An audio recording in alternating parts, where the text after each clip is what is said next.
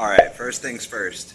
If you're new to the hobby or thinking about getting into the hobby and you want another person's opinion on the biggest things you should look out for or things you might not know, keep watching this video.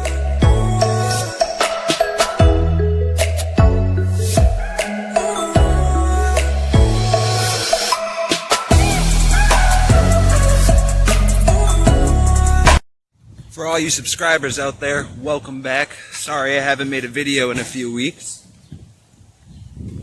Been looking for a new job as well as building a motorcycle, I guess. So we're going to check that out. And if you're new to the channel, welcome. Please leave a like on this video if you learned something. And yeah, let's check this out. So I've been working on this for a few weeks. It's actually a Schwinn OCC chopper pedal bike. But I had put a 100cc motor on it and all the fixings. She does like 35 or so, 35, 40. I had a small issue here. This sprocket came loose and it snapped my chain. We're waiting on a new one of those. Can't wait to get this thing running. If you want to see videos on this thing, just leave me a comment below and I'll show you. Now on to what this video is about. Tip number 1 for new aquarium hobbyists is to use a local fish store, like a mom and pop fish store. Big box stores hire anybody. Doesn't necessarily mean that they're knowledgeable in the topic of fish or any other animal in a place like Petco or PetSmart.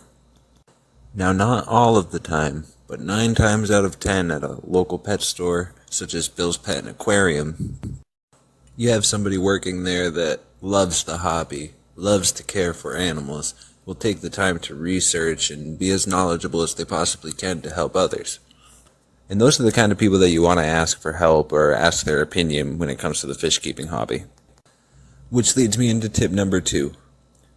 Avoid Facebook groups. Now, you may be saying, why would I avoid Facebook groups? There's a bunch of knowledge, a bunch of people there. You can't always trust everybody on the internet. I know I'm on the internet, but still. You never know who's on the other side of the screen. Alright, tip number 3 is more of a pet peeve than a tip, and for this we're going to use my 100-gallon aquarium. Tip number 3, bubbles do not equal oxygen. What do I mean bubbles are not oxygen? If you look here, you'll see a very minimal amount of bubbles coming out. I'm sorry for that, I'll show you guys how to clean stone in a later video. But the bubbles make it all the way to the surface and then pop. That doesn't allow any oxygen to be absorbed into the water column. So you need to move the surface of the water, like you see right up here. You see a lot of surface movement up at the top of the water. Now what that's doing is it's allowing the carbon dioxide to float into the air, and then from the air it's using almost like an osmosis type of idea to bring in the oxygen into the water. Now after you've gone to the pet store and done some window shopping, you want to research what fish can live with the other fish. Now my tank here is a horrible, horrible mess according to some people. A lot of these fish shouldn't be living together. I have African cichlids from all 3 of the different Great Lakes. I also have Central American cichlids and South American cichlids in here, one of which is a flowerhorn. For a beginner, I wouldn't recommend doing this. It's important to be able to understand the nature and how these fish react, as well as the individual fish itself. So please, make sure you research what fish are compatible with others. Here's another good tip, and arguably one of the most misunderstood and most important tips there is. A fair amount of people want to get into the fish keeping hobby because it's not like a dog or a cat. You don't have to train it, you don't have to bring it out. People think it's maintenance free, but that's not true. You need to do water changes, which is what I'm doing right here. You also need to suck out the gravel with this tube that you see over on the left-hand side. It's called the siphon. This one's particularly a python. You'll thank me later if you get one. Because just like all animals, fish pee and poop, and you don't want them to live in it.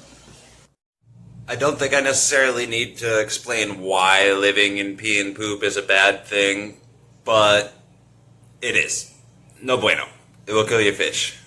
And while we're on the topic of cleanliness in the aquarium, when it comes to getting a filter, if you have a 100-gallon tank, you want filterage that would filter at least 200 gallons of water. If you have a 40-gallon tank, you want to double the filtration and get 80 gallons worth of water filtration or more.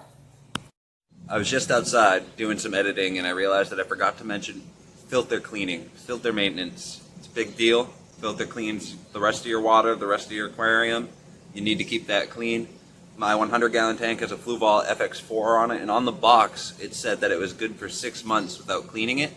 So I actually let mine go for the last 6 months, and the next video is going to be cleaning a 6-month filter that hasn't been cleaned.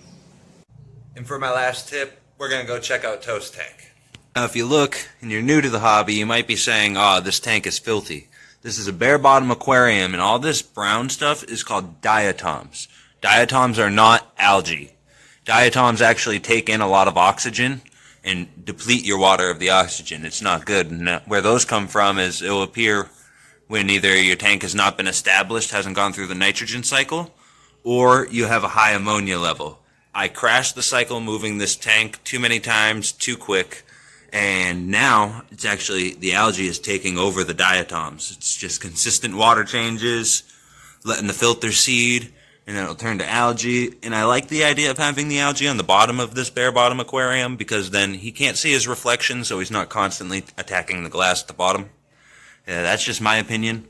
But always watch out for diatoms. You're bound to come across them. Every tank, everywhere will always have them, but you just don't want to let them get out of control. Alright guys, that's my 7 tips for beginner fish keepers. And now I'm off to build another bike like I showed you in the beginning of the video. Don't forget to give this video a like and hit that subscribe button. Until next time guys, peace.